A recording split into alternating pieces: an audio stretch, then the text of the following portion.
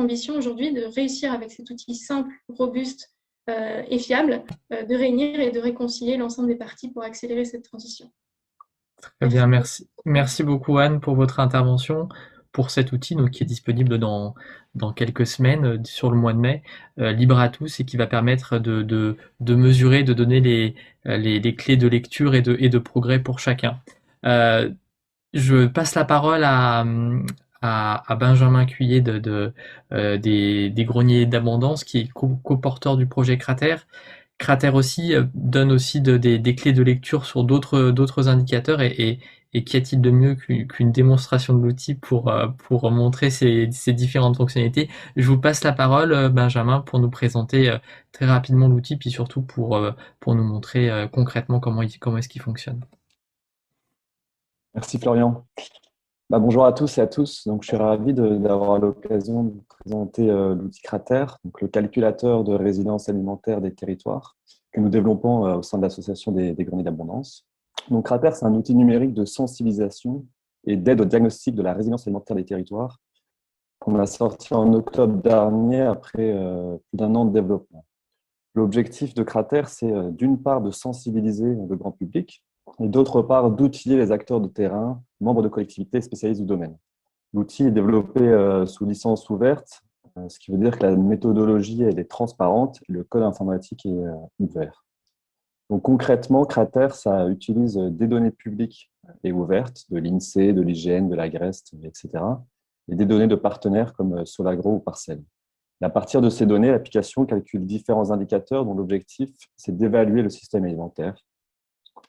L'ensemble des indicateurs alimente un référentiel de données consolidées qui est lui aussi disponible en licence ouverte. Et ça permet de produire, en fait, in fine, un diagnostic avec des graphiques, des messages et des leviers d'action.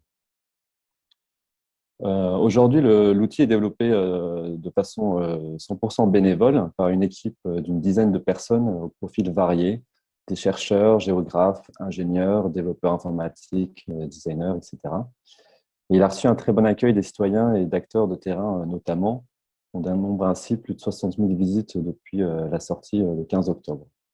Et il suscite aussi beaucoup d'attentes pour avoir de nouvelles fonctionnalités, pour enrichir le contenu, auquel on espère pouvoir rapidement répondre.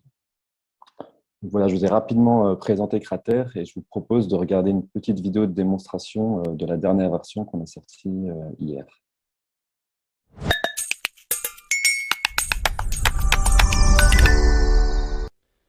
Le premier objectif de Cratère est la sensibilisation du plus grand nombre aux enjeux de la résilience alimentaire. À partir de la page d'accueil, il suffit de saisir le nom d'un territoire, par exemple la commune de Montauban, pour accéder au diagnostic de son système alimentaire. Ce diagnostic est d'abord présenté sous une forme synthétique qui rassemble des chiffres clés sur la population et la superficie, et le résultat de l'évaluation pour 4 composantes du système alimentaire, qui sont l'adéquation entre la production et les besoins, les pratiques agricoles, la population agricole et la politique foncière. À chaque fois, on trouve une note ainsi qu'un court message représentatif de la situation. Ces résultats sont repris de manière visuelle dans le graphique de gauche. À partir de cette synthèse, il est possible d'accéder au diagnostic détaillé pour chacune des 4 composantes. Dans le cas de Montauban, on peut s'intéresser à la politique foncière qui semble être un enjeu important. On accède alors à un chapitre présentant des indicateurs détaillés accompagnés d'explications et de graphiques, des chiffres clés à l'échelle nationale et des propositions de levier d'action et liens vers d'autres outils ou ressources pour aller plus loin. Cette partie du rapport va au-delà de la sensibilisation du grand public et porte la deuxième ambition du projet Cratère, qui vise à être un outil très opérationnel d'aide au diagnostic lors de la réalisation d'études terrain. À tout moment, il est possible de basculer sur le diagnostic d'autres échelles géographiques plus vastes, par exemple le département du Tarn-et-Garonne, ou de rechercher un autre territoire, par exemple le Tarn, qui est un département voisin.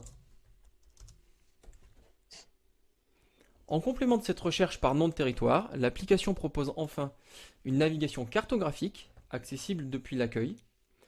Cette carte interactive permet de saisir très rapidement le niveau de résilience des territoires et leur répartition géographique. La carte peut être déclinée pour chacun des 4 axes de résilience présentés précédemment. Elle est affichée par défaut à l'échelon départemental, mais les niveaux région et EPCI sont également disponibles.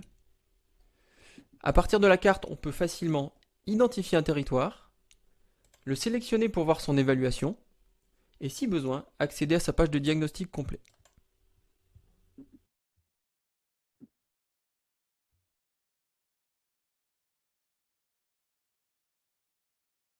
Voilà, maintenant que vous avez vu à quoi ressemble la version actuelle, je vais terminer cette présentation en vous partageant nos perspectives et les défis que nous avons identifiés pour suivre le développement de l'outil. Nous sommes donnés comme objectif principal de compléter le diagnostic pour couvrir toutes les composantes du système alimentaire, par exemple les intrants, la transformation, la distribution. À côté de cela, nous prévoyons aussi d'autres évolutions telles que montrer les dynamiques passées et en cours et rendre l'outil encore plus opérationnel pour les acteurs de terrain en permettant par exemple d'exporter les résultats. Ces pistes sont notamment motivées par les contacts que nous avons avec des collectivités et par les retours utilisateurs qui nous guident dans la définition des nouvelles fonctionnalités. Face à ces objectifs, il y a deux principaux défis devant nous. Tout d'abord, mobiliser des moyens pour continuer le développement. Pour cela, nous sommes en train de construire des partenariats et de répondre à des appels à projets. Et ensuite, pallier le manque de données.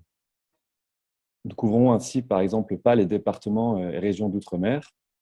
Et aussi, nous avons très peu d'informations sur les flux alimentaires, entre autres données manquantes. Mais Grégory Ackermann devrait vous en parler plus longuement, donc je lui laisse la parole et je vous remercie de votre attention.